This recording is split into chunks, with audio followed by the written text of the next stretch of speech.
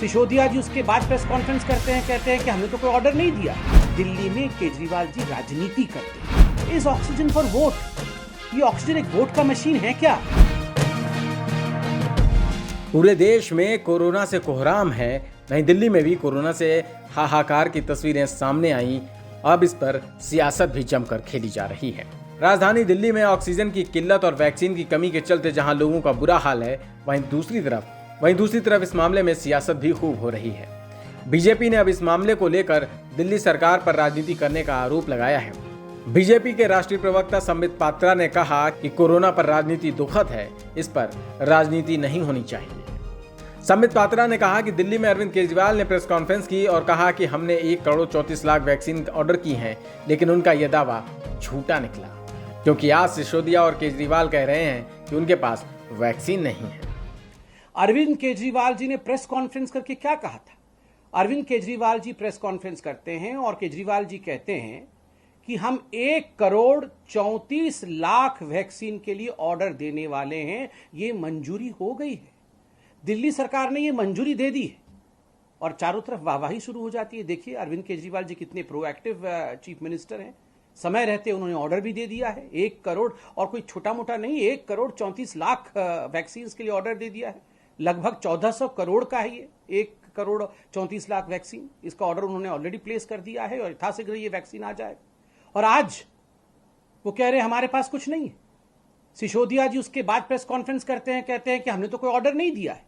और मैं आज डॉक्यूमेंट लेके आया हूं जो दिखाना चाहता हूं कितना ऑर्डर टोटल प्लेस किया है दिल्ली सरकार ने, other than government of India channel, जो भारत सरकार जो देती है मुफ्त में, उसके बाहर कुल मिलाकर के 5.5 लाख, 4 लाख कोविशील्ड और 1,50,000, 1.5 लाख कोवैक्सीन, कुल मिलाकर के 5.5 लाख वैक्सीन का ऑर्डर अरविंद केजरीवाल जी ने प्लेस किया है। संबित पात्रा ने कहा कि केजरीवाल और उनकी सरकार लोगों को भ्रमित कर रही है।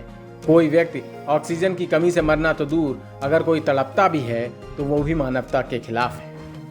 उन्होंने कहा, भारत सरकार अगर महाराष्ट्र को ऑक्सीजन दे सकती है, दूसरे राज्यों को ऑक्सीजन दे सकती है, तो फिर दिल्ली को ऑक्सीजन क्यों नहीं देगी? ऑक्सीजन को लेकर दिल्ली सरकार राजनीति कर रही है।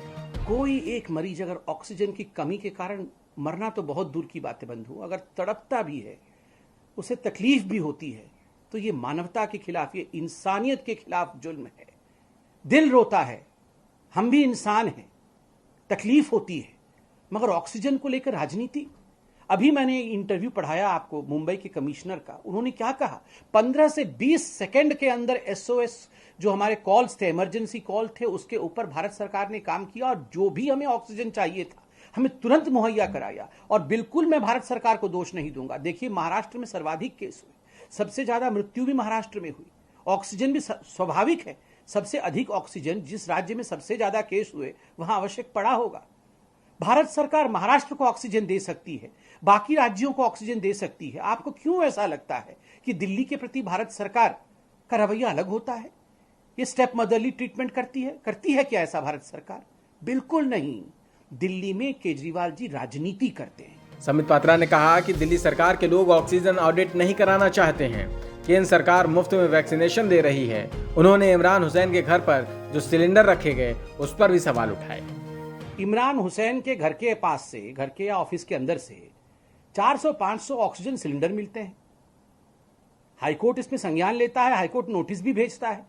ठीक है, आप लोगों में बांट रहे होंगे, ये अलग विषय है, आप हाईकोर्ट को जवाब दीजिएगा, मगर सवाल उठता है 400-500 सिलेंडर को अपने घर के अंदर रखना और उससे अपने क्षेत्र के लोगों को ऑक्सीजन बांटने की कोशिश करते हुए वहां से वोट लेने का प्रयास करना।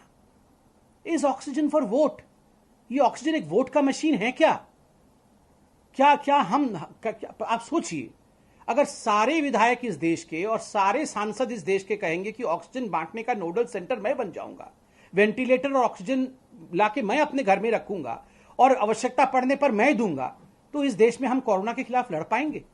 सिस्टम बना हुआ है, हॉस्पिटल में ऑक्सीजन रहना चाहिए, आवश्यकता पड़ने पर डॉक्टर ऑक्सीजन लगाएगा। विधायक या सांसद ये नहीं तय करेगा कि कौन से मरीज को ऑक्सीजन लगाना है और कौन से मरीज को ऑक्सीजन नहीं लगाना है। इसीलिए तो ऑक्सीजन ऑडिट की आवश्यकता है कि आखिरकार जो ऑक्सीजन दिल्ली को आ रहा है वो ऑक्सीजन जा कहां रहा है।